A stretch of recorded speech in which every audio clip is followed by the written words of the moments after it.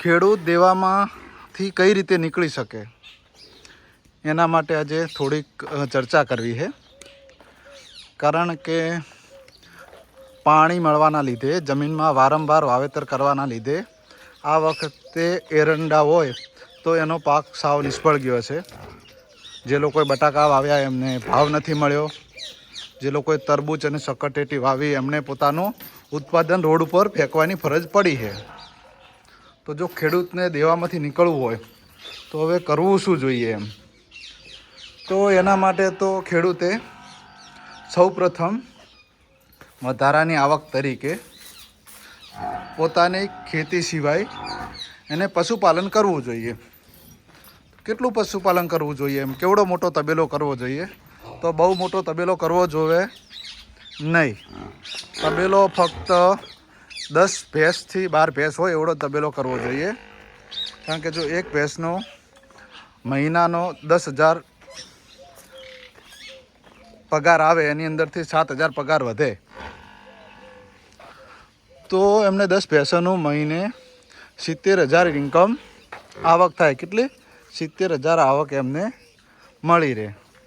બીજું કે એમણે પોતાના બીજા ખર્ચા ઘટાડવા પડે. કેવા? કે રોજે રોજ શાકભાજીની અંદર જે પોતાને 50 રૂપિયા 60 રૂપિયાનો જે ખર્ચો થતો હોય છે, અને એમાં પાછી કેમિકલવાળી તમારે શાકભાજી ખાવાની, ગટરમાં ઉગાડેલા હોય ફુલાવર, કોબી, એના કરતાં જો આપણે જાતે ખેતી કરીએ ને એમ શેની શાકભાજીની, તો પોતાના ખેતરમાં જાતે શાકભાજી પણ વાવવાનું, તો તમારે શાકભાજી બહારેથી લાવવું ના પડે.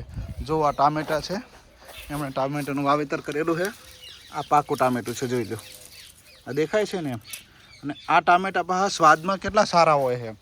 જે ટામેટાં તમે બજારમાંથી લાવો હોય એ અત્યારે ફીકા આવવા મળ્યા, કારણ કે વારંવાર વાવેતર લીધે જમીને પોતાની ફળદ્રુપતા છોડી દીધી છે એમ. અહીંયા જે ટામેટાં થાય એ સૌથી સારા છે. બીજું કે લોકોને તમે રોજ ચા પાવો કે બહારથી ઠંડુ પીણું લાવીને મહેમાનને પાવો, એની જગ્યાએ તમે લીંબુડી વાવો. તો જો આ કેટલા સરસ મજાના લીંબુ છે. તો કોઈને લીંબુ પાણી આપો તો એનાથી સરસ શું હોઈ શકે એમ. બીજું કે તમારે જે ફળ છોકરાઓને ખાવા માટે જોઈતા હોય છે, તો જુઓ એમણે તરબૂચનું વાવેતર કરેલું છે. આ એમને દાડમ વાવેલી છે, એની અંદર નીચે સરસ નાની નાની દાડમ અત્યારે આવેલી છે. ચોમાસાની અંદર વરસાદ આવશે એવા જાંબુ પાકી જશે. તો ખેડૂતોએ ફક્ત ખેતી ઉપર નિર્ભર નથી રહેવાનું એમ. એમણે શું કરવાનું છે? તબેલો કરવાનો છે. એની અંદર 50-60 કેવડી મોટી ભેંસો નહીં, ફક્ત 10 કે 12 ભેંસો રાખવાની, જેની મહિને 60,000 થી 70,000 ઇન્કમ આવે. બીજું કે ભેંસના જે નાની પાડીઓ હોય એ મોટી થાય તો એ પણ તમે લાખ રૂપિયામાં વેચી શકો, સારી પાડી હોય તો એમ. સાથે પોતાના ફેમિલીને, એટલે પોતાના બાળકોને, પોતાના કુટુંબને ખવડાવવા માટે છે ને ગાયનું દૂધ રાખવાનું. કારણ કે ગાયનું દૂધ રહ્યું એની અંદર કોલેસ્ટ્રોલ હોતું નથી, અને એ દૂધ શાસ્ત્રો અનુસાર ગાયનું દૂધ ખાવું એ અતિ ઉત્તમ છે. એ પણ કઈ ગાયનું? ખેતરની અંદર લીલો ચારો ખાતી એ ગાયનું એમ. તમે જે બજારની અંદર પ્લાસ્ટિક ને ગંદકી જે ખાતી હોય એ ગાયોનું દૂધ ખાઓ. કારણ કે ગાયોને પોતાને જ પૌષ્ટિક આહાર નહીં મળતો, એકલું કેમિકલ ખાવા મળે તો એ ગાયોનું દૂધ શુદ્ધ હોતું નથી. તો તબેલો પણ બહુ જોઈ વિચારીને કરવો, નહીં તો એની અંદર પણ તમે દેવામાં આવી જાઓ ને ખર્ચા આવો. ને ઘણા ભાઈઓ તબેલો ઉતાવળમાં કરી દે છે અને પછી નિષ્ફળ જતાં એમને તબેલો બંધ કરવો પડે છે. આ ગગીબેન જઈ રહ્યા છે સાર લઈને નાખવા માટે. બીજું કે હવે ખેડૂતને કેવું હોય કે પોતાનું જો ઉત્પાદન લેવું હોય તો એને બોરની જરૂરિયાત ઊભી થાય છે. દરેક ખેડૂત પાસે તો બોર નથી, અથવા ઘણા ખેડૂતોને પાણીનું કનેક્શન મળતું નથી એમ. તો જે લોકોને બોર છે એમણે પણ બહુ પાણીનો વેડફાય એ રીતે ઉપયોગ કરવો જોઈએ નહીં. એમને ટપક સિંચાઈથી પાણી વાપરવું જોઈએ, તો જમીનની ફળદ્રુપતા પણ જળવાઈ રહે, પોષક તત્વો એને યોગ્ય પ્રમાણમાં મળી રહે. જો હવે કેવું છે, આ બોર ચાલુ છે પાણીનું. હવે આ પાણી છે ને ખેતરમાં એમ જશે એમ તો જમીનને જરૂરિયાત કરતાં વધારે પાણી મળવાનું છે એમ. તો આ જમીનની પછી ફળદ્રુપતા ઘટી જાય છે. તો અત્યારે આ તમને જે સારો પાક ઊભો દેખાય છે એ બની શકે કે તમને 2 વર્ષ પછી આ પાક બહુ ખરાબ હાલતમાં તમને જોવા મળે એમ. કારણ કે અમને વચ્ચે મેં જોયું હતું તો 2-3 વખત તો જે વાવે ને ભાગવું પડતું હતું.